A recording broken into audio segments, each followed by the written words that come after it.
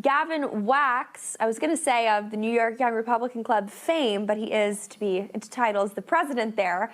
Always does a wonderful gala, has been really at the forefront. I would say one of the most loyal supporters of President Donald J. Trump, and rightfully so. Gavin, before we get into what is going on in New York, I'd love your thoughts, a little pre-gaming on the State of the Union, what you think we can come to expect, not just from apparently Joe Biden, but probably even more interesting from President Trump live fact-checking him.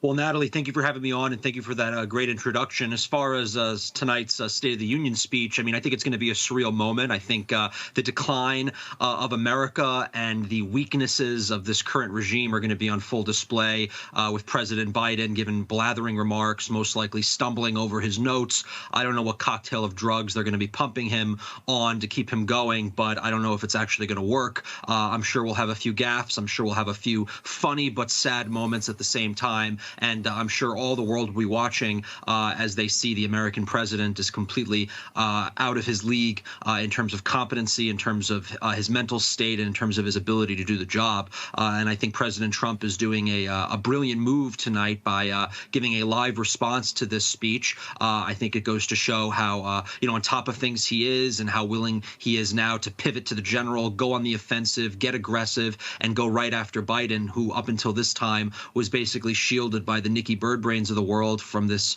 with this distracting primary process. But now that that's over, we can move full speed ahead, and I'm very excited for how things continue to develop.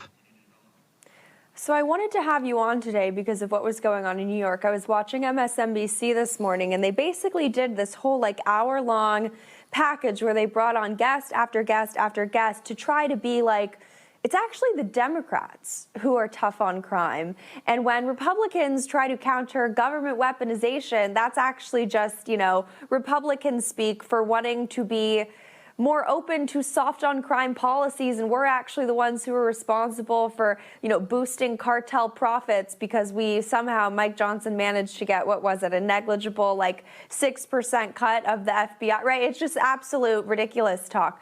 But a key point that they were driving home was that what they're doing in New York shows that Democrats are actually tough on crime, because Governor Hochul is putting a couple hundred National Guardsmen in the subways and vetting girls' purses. So first of all, can you walk us through the policy to begin with, but also just, I think we need to kind of lay the groundwork here.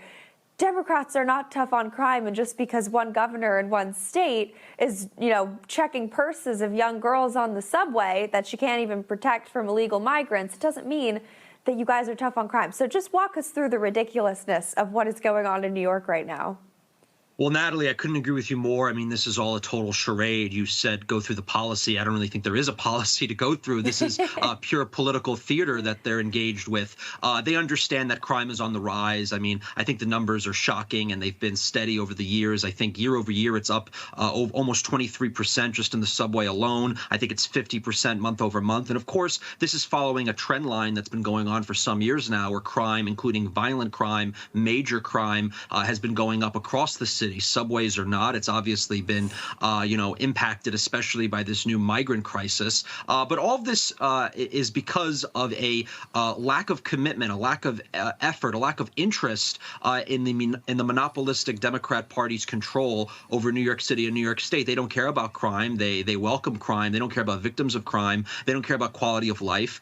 They want to, basically destroy the city because they're nihilists at the end of the day. They're Marxists. I mean, and I don't say that in a light sense, socialism sucks kind of way. I say that in a legitimate sense. People like, Wilhelm Bill de Blasio, the former mayor, he was a Sandista. He was an out-and-out Marxist. And so are many people that still continue to occupy positions of power within the city and state government. And really, we knew how to combat crime. We successfully combated crime as a city and state going back to the 90s after the crack epidemic of the 80s. The Bronx was burning. The city was really on its last leg. The rise of Rudy Giuliani Giuliani and a lot of great conservative, strong law enforcement policies were enacted, and we were able to reduce crime, turn this city into the peak of American urban life and a place that people wanted to do business in, people wanted to live in, people wanted to raise a family in. It was a place that everyone was moving to, that it was a great place to live, it was safe, and it continued like that for many, many years. Bloomberg continued those policies, even though I certainly had some disagreements with him. But we've thrown that all in the trash. We have advanced a radical pro-criminal left-wing agenda at the city and state level, getting rid of bail, allowing violent criminals to walk on desk appearance tickets, having these DAs and prosecutors rarely go after any criminals. Instead, they do the exact opposite. In a perfect example of a narco-tyranny, they go after actual law-abiding citizens who defend themselves, like Daniel Penny and many others. So it's absolutely sick what's happening, and it just shows that there's a dereliction of duty by the DAs and by the judges. This is not a policing problem. This is a judicial and prosecutorial problem that's being welcomed on by our political elites. And now that they see that the polls may be tightening, obviously Hochul had a nail-biter of a race this past cycle with Lee Zeldin. He got in 47%, unheard of for a Republican in New York. And because of that, she probably sees other poll numbers that show people are getting sick of crime. Obviously, President Trump has talked about doing things in New York, making New York a state that he wants to see in play. I think all of these reasons and more are showing why they're now sending National Guardsmen to the Times Square subway station for this little show of force for the tourists, when in reality, this is too little, too late. It's not doing anything. It's not addressing the systemic problems that this city is facing in terms of crime and quality of life. Got a few minutes before I have to let you go, but I know the left salivates over the idea of turning Texas blue, and I think there's some weird kind of obsession there, right? They want to turn Texas because it's so iconic and conservative, but I also think that there's sort of a similar obsession with wanting to just turn New York into a hellhole. You know what I mean? Make it a third world, fourth world country.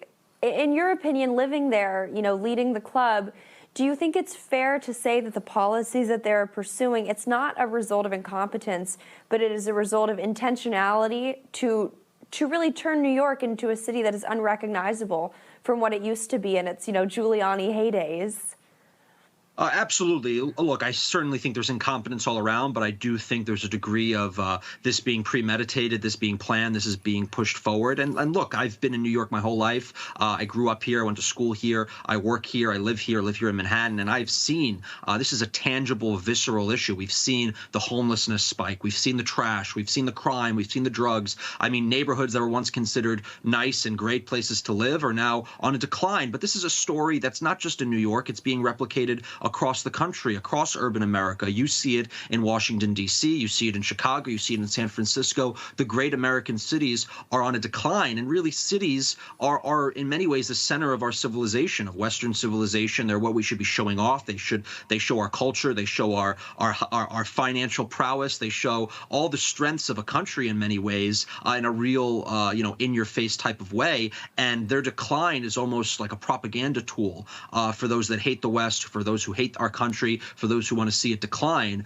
And I think you bring up another good point here that, they talk about flipping blue states. Obviously, they flipped California some years ago, some decades ago. Once was considered the Texas of the Republican Party. It was a Republican bastion. Now that's gone the complete opposite direction, and they're continuing their offensives. So Republicans can't just run from the cities. They just can't run from this left-wing advance. We need to stand our ground and fight, and we also need to take the fight to them. We should take the fight to New York City, to these big cities, to these typically blue states. Have them play defense. Have them play to defend their home turf, make them spend money in expensive media markets like New York, rather than us having to fight tooth and nail for them to spend billions of dollars in Texas or South Carolina or wherever it may be. Let's constantly try to change the map. Let's constantly try to expand the map. And that's how we would win.